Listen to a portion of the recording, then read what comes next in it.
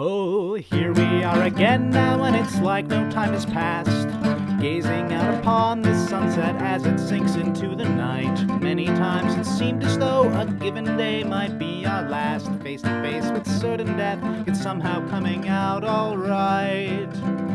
I don't think that we have any cause to lament, but there's quite a lot of thrilling intent, thrilling intent, thrilling intent, thrilling intent.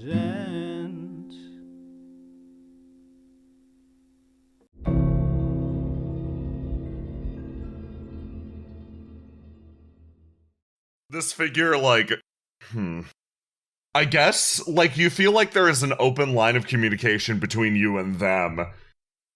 What do you angle for? What direction? They seem very neutral, curious, quizzical at this point. What direction do you take the conversation in? I think Mercy wants to know, who they were or how they got to be here in this mess, most specifically. Oh boy, that's a fun question. They Cool, fun, light conversation topic. Mercy's I might as well go in head first just because, I don't know how long this will work. Yeah. So, oh boy. They seem to reflect on that idea for a while. The concept of who you were first sort of bubbles to the surface. Who this person was. They remember quite some time ago exploring the surface of this world in a radiant airship. You realize that, to some extent, you forged a connection with one of the original angels. However, there's a flit. An air of darkness and confusion spreads over the mind. They're not sure if they're that person anymore. And that brings them to the present. They remember being summoned, yanked into this place by the lord of this land. They were asked for help, and as such responded. They granted them knowledge, and a promise that they would do their best to save not only the king of this land, the then prince, but they would lend their alchemical ability to make this place more of a paradise. That oath was so deeply and utterly betrayed that this creature was driven halfway mad. Oh. The feeling dissipates slightly, almost like an electric hum exiting over the air. It seems like a good portion of this rage was rooted in their deep tie to the heavens above. They used to be part of this grander being, an angel that explored the world. They were full of righteous fury and indignation, punishment for the mortals that existed on the world below, and punishment for the half-angels that were being crafted on the surface. However, that connection was severed.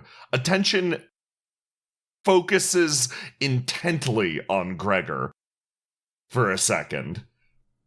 And in the absence of that connection to higher purpose, to who they were, to what they were, to having orders dictated to them from above, they are lost somewhat. They follow the same purpose as before, hunting down these alchemical angels due to a sense of duty or responsibility, but they aren't sure if that duty is even theirs anymore.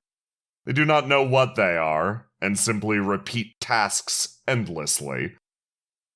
Oh dear. You seem to be a bit lost at the moment, and that's understandable. This might not be a great question right now, but what do you want? Not what you think you want, not what you believe others want from you. What do you specifically, as one, want? Here's a question for the room.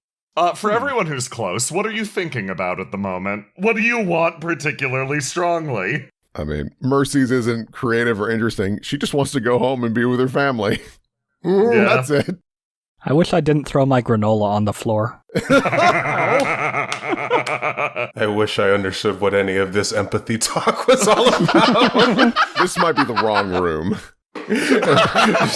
Harlock is so, like, just tapping on her lap and just... Kira is thinking about, man, I wonder if I could sneak all my stuff back. Like, I wonder if Harlock's watching it. She seems to be going through some stuff right now. Like, creeping around. And Biff really wishes that he knew how to play the harmonica. The creature in front of you, Mercy, has an overwhelming feeling, not of deep reflection, ennui, ascension. It's more of a feeling of, huh. Right. Like God came down from the world above, reflected on the needs of mortals, and wasn't upset, wasn't turned away, wasn't proud, was more just, huh. I don't know. All right. That's fair. You've been connected for so long, I would wager that's a little difficult to think as an individual. I guess let's try something else then. Mercy kind of brings her hands together. What things have you encountered that sparked the most emotion? Not a specific positive or negative, but maybe if we start there, we can focus in on it and figure out if there is a desire present. Oh, interesting. You're doing great, Mercy! Thank you! They, How can you tell? They fold their hands and seem to think about a distinct or individual desire. Is everyone's mood still more or less the same across the room? Granola, understanding empathy, wanting to go home? Yeah. Perhaps being exposed to these vibes, the figure is like a distinct desire. They gesture a few times with their hands, and then they gesture to a height on the ground, and then they pat it repeatedly, and then pat themselves, and then point to different parts of their body, and then you realize their thought is just as baseline and straightforward as everyone else's here. I wish I was shorter because I keep smashing into shit. Yeah, I understand that. Oh. They're just this is gestures to self, and then pats the top of their head and gives you a very clear sign of this is a lot. Okay.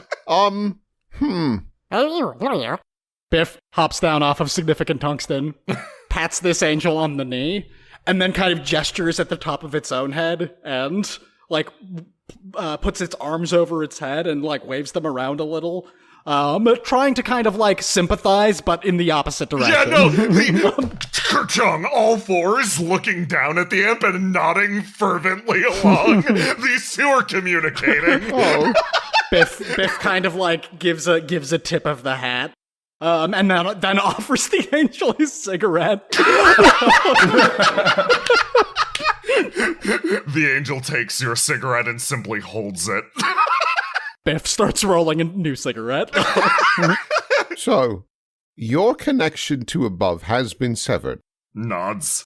I am curious, though, because despite that, you and I are both disconnected from above. Yet we are still able to connect on this very specific angelic level, this kind of mixture of the senses. Nods. Does that work with consciousness? Could we get you a different form if we found one of a similar composure or construction? Oh, that makes sense.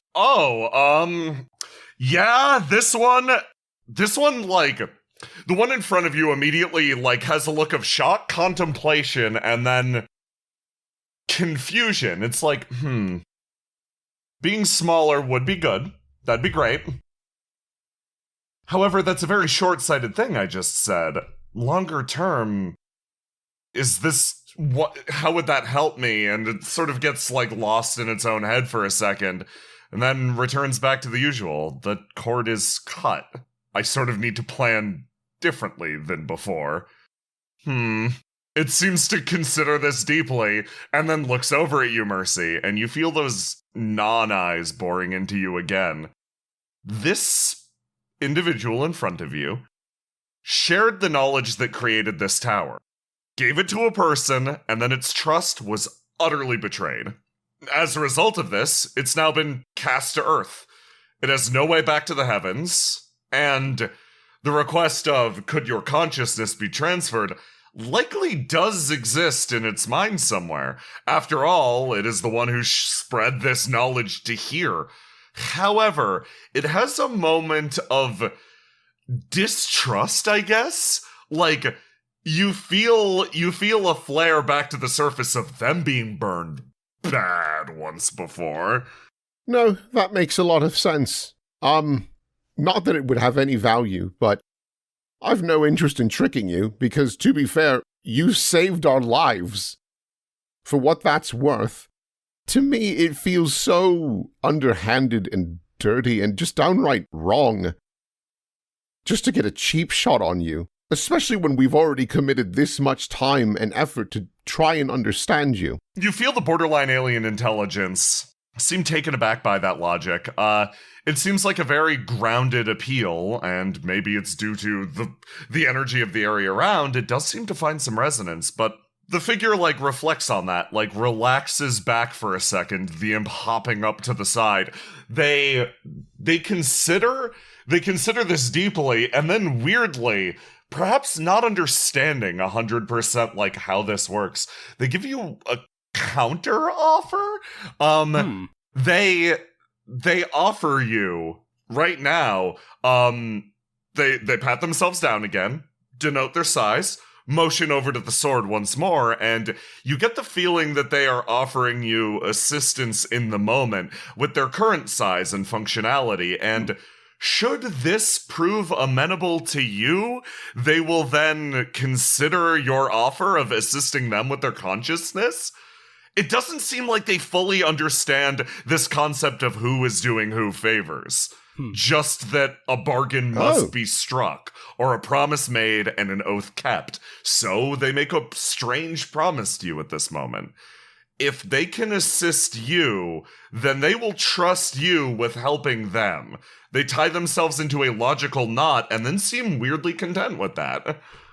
All right. Sure, yeah, and honestly, you know what? This might work actually better, because once this tower has been handled, we can actually sit down and discuss what you want to be. It gives you time to think about it as well. Head tilt is like, looks at the imp again, and you just, you feel keenly the first word, short. All right, so, I mean, you can keep on thinking about it, but do you want to be Biff short and gestures to the imp? Do you want to be Harlock height? Do you wish to be Inian or Marcus? Or what's... I'm pretty short. Yeah, what sort... I mean, literally anyone in this room is shorter, so just kind of understanding what you want. Do you want 6 arms? Do you want guns? Ooh, go for a glaive. Looks at you, Gregor. Hello. Are you considering a glaive? You want horse gripping thighs? You want the lizardy legs, the clammy arms? Looks at you, Gregor. Do you want my hair? It's similar. Mercy, you get the sensation that there is a strange amount of respect between this figure and Gregor as the one who is able to cut the tie. Like, this person seems to, like, even though that event seems to be the cause of no end of problems for this individual, it seems like that event is sticking with them, and they're like, looking at Gregor, like, trying to analyze deeply. Maybe they want your bread brain. I'm using that. Well, yeah, but I meant, like, something like your bread brain. I don't... Not yours specifically. I don't. We don't even know how he got it. I don't know how we'd give it to somebody else. Yeah, I'm not really sure. Oh, yeah, no, no, neither do I. Maybe I could teach you. You just have to look at the world differently, which you kind of already do because you don't have eyes. My God, he's figured it out. He gives us off to the side. Ian, I think that Gregor might be a Zen master. I just can't hear him from over here. Let's get closer. Okay, but not that much closer. Because Okay. one of us is definitely fucking this up. Okay, it could be me, could be you. We don't know. Either way, Either way. I think we're fine here. They wait over there and the figure seems to appraise Gregor pretty deeply and then moves back over and is gives you a thought of, I will think about this, Mercy. Yeah, no, and that's a luxury. There's no real hard deadline on this. You just ponder on it. Yeah, just, she kind of gestures to the group, window shop. Think of what you like about each person, and then we'll make it happen. Mercy, idioms. Maybe avoid idioms. Oh, Floats back over. It's funny. You get the feeling the purpose behind an idiom to begin with is the intent, which is only what this thing reads. thank legit, God. Yeah. They float around and mostly examine the group. It seems like they're content to do this for now. All right. Oh, wow. I just realized we should probably get moving, right? Oh, yeah, no. Well, I mean, it's not as though the rest of the yeah, tower is going anywhere. I think this was important. But it might be coming to us, so Ooh. we should move. Yes. When you look back at Harlock, she's already kind of managed to get a little bit of a skeleton of the schematics that she had built. Have you just been working on that this whole time? Yes, the empathy thing had nothing to do with me.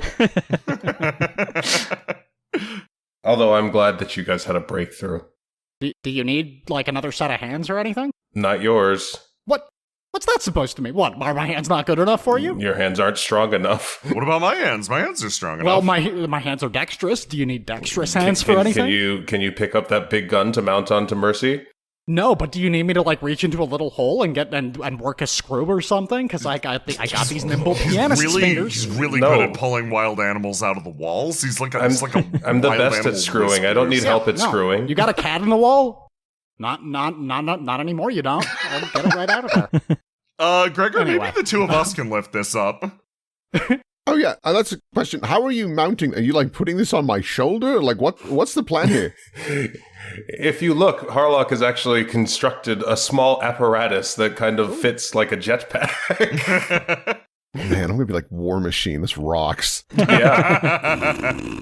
Also, she's kind of left her arm jammed into it, but left it extended so that she can operate it like a fuse. And she's made a makeshift pack out of the metal ingots and kind of made it into a feeder that will fire the balls that Mercy made earlier out of the sand. All right. So you've made Mercy into a tripod. Right. And that does raise the question. Are you going to just hang out on my back? Or what's the plan here? I can keep up with you. Puts her hands on her hips. Think of it like we're tethered. All right. But if you want a little piggyback ride, you just let me know. I will take it. All right. So, guess lock and load, whatever you're going to do. Lock and load. Gregor scoops up some granola. Well, I only used a little bit of the granola, so there's plenty left. Okay. I pick up the watercolor paints that I dropped on the floor. Your gigantic angel friend scrounges for granola with you. I love the idea that they peck the ground like a chicken. Yeah. Ka-chunk, ka-chunk, ka-chunk. Looks at Gregor for a second like a... Kung, kung, kung, kung. You're gonna cause shit. Keep eating.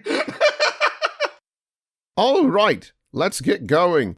Let's see here. So, I can't fire this thing. It looks like it'll be exclusively Harlock that'll be pulling the trigger. Is that what I'm establishing here? Just tell me when to go. You want to try Yeah. it? No, not now. We have plenty of ammo. I assume it's pointed straight at me. I mean, I could turn. We are in a confined space right now, even if the ceilings are high. I'm already half deaf. That's not good. That isn't an encouragement to make it worse, Arlok. No. There's nothing wrong with it. Does that mean that you could mistake the word dire for fire and kill us all? Well, I could kill you all regardless. Nobody say anything that sounds like fire. Maybe you shouldn't say the word then. Yeah, don't include it in your Well, sentences. Lose that word Arlok's for not now. stupid enough to fire it off now. You just said dire and fire. Yeah, And I know. didn't do it. I proved your point wrong. Yeah, look, I'm talking about the heat of battle. In the heat of battle, when we're I don't fucking feel heat. I'm ice flying. cold.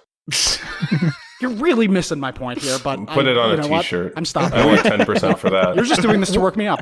I Yes. can see what you're doing here. Because I'm you are stopping. not ice cold. Nope, not talking. Let's go, Tungsten. We all know Yeah. you can feel heat. It's just sad.